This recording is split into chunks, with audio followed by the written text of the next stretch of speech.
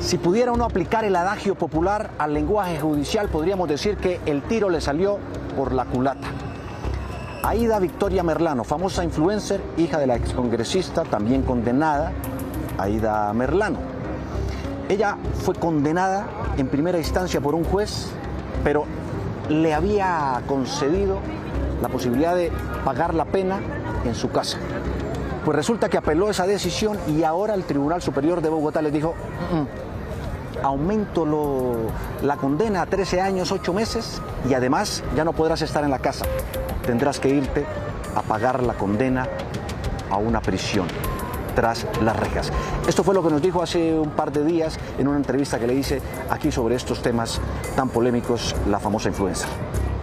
O sea, usted insiste absolutamente en no tener ni haber hecho ni planeado absolutamente nada. No, es que si yo no insistiese en eso, pues no hubiese apelado la decisión. Está pendiente la decisión judicial sobre que decidirá si queda o no en firme la sentencia de primera instancia, ¿verdad? Sí.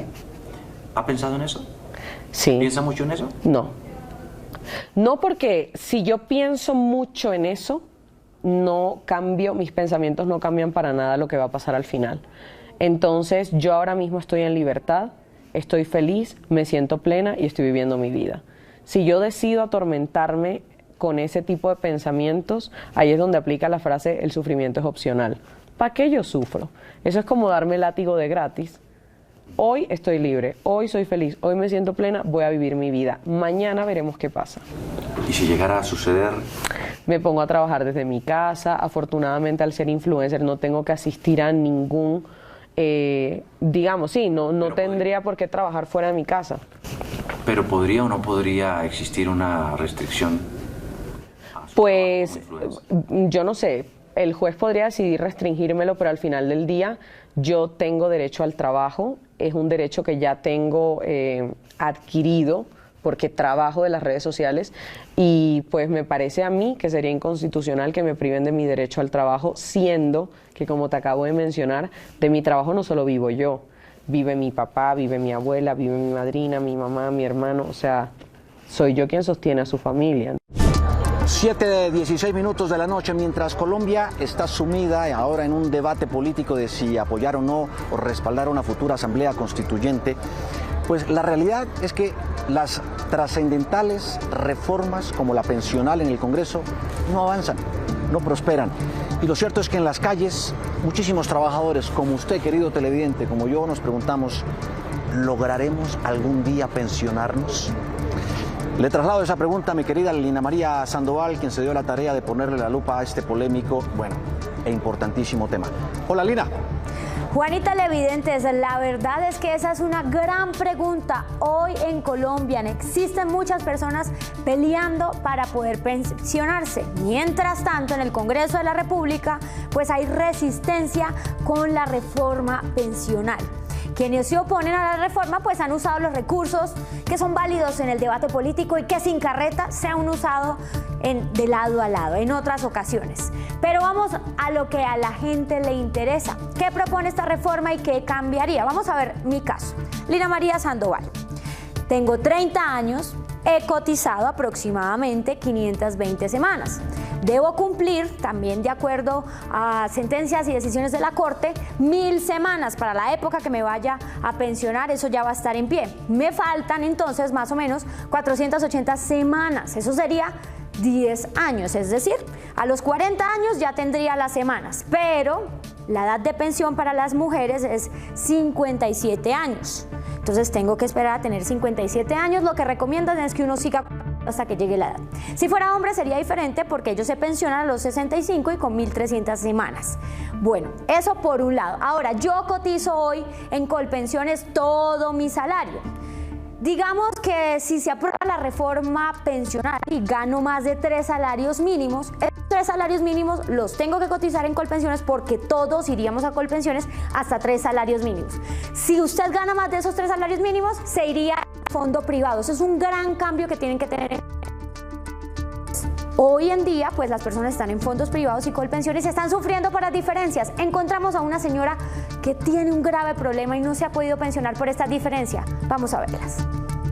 Entregar 25 años de trabajo y que a la hora de pensionarte tengas que entrar en un conflicto porque el fondo al que cotizaste ofrece menos que el fondo estatal Colpensiones. ¿Es eso justo? Esta es la historia de muchos colombianos, pero en este caso es la de la señora Nubia Amortegui, una señora de 64 años que se retiró a los 61, en pleno pico de la pandemia. Fui funcionaria 35 años en una entidad de salud. Ya había cotizado en la empresa privada unas semanas, en total tengo 1.750 semanas, tengo pasada la edad ya de pensión, no he pasado papeles porque mandé a hacer una simulación de pensión y con porvenir son 700.000 pesos por debajo de lo que me paga Colpensiones. Y a pesar de intentar con la justicia, el cambio no ha sido posible. En 2014 puse una demanda por engaño a Porvenir para poderme trasladar de Porvenir a Colpensiones y llegó hasta la corte. Y en la corte, en casación, fallaron en mi contra. La señora Nubia debería estar disfrutando de su tranquilidad y el regocijo del trabajo cumplido por tantos años. Pero no es así. Desde hace 3 años no trabajo, ni he podido disfrutar de una pensión digna a tantos años de trabajo. Esto ha sido una lucha. Mientras esta señora se da la pelea por tener una mejor pensión con el fondo público, con el que a la fecha uno creería que le va mejor, ¿qué pasa en el Congreso con la reforma pensional del gobierno? El debate detenido. Esto dicen los legisladores de lado y lado, gobierno y oposición. Miren. Interrumpen el proceso legislativo con la finalidad de escuchar esta vez a la obrería y a la pobrecía colombiana. Pienso que hay mucho de cinismo, de comportamiento civilino, pero además, insisto, raya en lo disciplinario y los organismos de control deben exigir que también nosotros los parlamentarios cumplamos las funciones públicas como cualquier otro servidor público colombiano. Y es una expresión política legítima no asistir a la discusión ni a la votación como una manifestación política. Ahora, lo que nos parece poco ético es, por parte de los que hoy son gobierno, que antes eran oposición, también rompían el quórum cuando eran minoría, así como nosotros lo somos hoy. ¿Pero qué propone la reforma? ¿Le serviría, por ejemplo, a la señora Nubia? Estoy pendiente también de que algún ítem de la reforma pensional nos proteja a los que fuimos engañados por los fondos privados. Sí le serviría, pues el proyecto da 2 años para aquellos que se quieren trasladar de fondo y no han podido. ¿Qué más propone la reforma? ¿Cambia la edad de pensión? No. ¿Hay cambios en las semanas que se deben cotizar? No. ¿Y qué es eso del régimen de transición? Hablamos con el viceministro de Trabajo, Iván Jaramillo, quien nos explica. Ponga atención. En términos coloquiales, es mantener las condiciones para acceder a una pensión anteriores a una reforma pensional. Entendamos esto que es clave. Ojo, hoy usted puede cotizar en Colpensiones o fondos privados, como se le dé la gana. Con la reforma, todos deberemos cotizar hasta 3 salarios mínimos en Colpensiones. Y si usted gana más de eso, el resto va para el fondo privado. Pero ¿para quiénes no aplicaría esto? O sea, ¿quiénes pueden seguir como vienen? O se mantiene para mujeres que tienen 750 semanas u hombres que tengan 900 al momento de entrar en vigencia de la reforma pensional. Y sin carreta, esos jóvenes que hoy no cumplen ese requisito y ganan más de 3 salarios mínimos, pues sí no les iría tan bien porque tienen que pasar 3 a Colpensiones y el resto a fondo privado, es decir, su pensión final se va a dividir entre ambos fondos. Hoy sale mejor si lo tiene todo en Colpensiones. ¿Y cómo es el famoso tema para adultos mayores? Triplicar la transferencia económica del programa Colombia Mayor, que actualmente es de 80.000 pesos, a 223.000. Así va la cosa. Cada quien que juzgue con lo que crea que es mejor.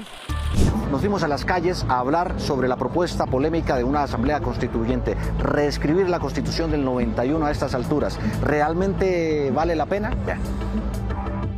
En pleno fragor del debate sobre la constituyente. Entonces Colombia tiene que ir a una Asamblea Nacional Constituyente. No se invente caminos que no aceptamos. Me asalta la duda. ¿Conocerá la población el misterioso documento llamado Constitución? ¿Sabe qué es esto? Sí. ¿La ha leído alguna vez? Algunos artículos. ¿Cómo cuáles? no recuerdo en estos momentos. Los que comprenden la Constitución la ven como simple decoración en lugar de un mandato sagrado. Artículo 11. El derecho a la vida es inviolable. No habrá pena de muerte. ¿Se cumple o no? Bueno, aquí no se cumple. ¿Por qué? Porque, bueno, aquí cualquiera, como decir, que a veces pasa uno por la calle, por atracarlo, lo pullan, lo matan. No es cuestión de pesimismo, es una cruda realidad. ¿Cuántas familias en Colombia han padecido tragedias por simples robos de celulares? ¿Cuántas vidas más se perderán como la de Carmelina, una líder social asesinada en el Cauca, antes de que el Estado tome medidas contundentes?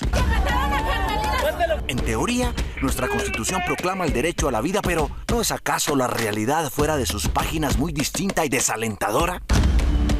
¿Qué sucede con los demás derechos sagrados plasmados en este documento? Artículo 51 de la Constitución. Todos los colombianos tienen derecho a vivienda digna. ¿Cree usted que eso se cumple? Como vamos ahora, yo creo que por ahorita nada. En este país, según el DANE, en 2020, tras la pandemia, 21 millones de personas se encontraban en situación de pobreza. Todos los colombianos tienen derecho a vivienda digna. Claro, tenemos derecho a vivienda digna, pero no se cumple. ¿Por qué no? Porque hay mucha gente que no tiene la capacidad de un crédito, de endeudarse, de un trabajo estable. Además, en la actualidad, casi 3 millones de colombianos están desempleados. Artículo 25. El trabajo es un derecho y una obligación social y goza en todas sus modalidades de la especial protección del Estado. Toda persona tiene derecho a un trabajo en condiciones dignas y justas. ¿Qué opina?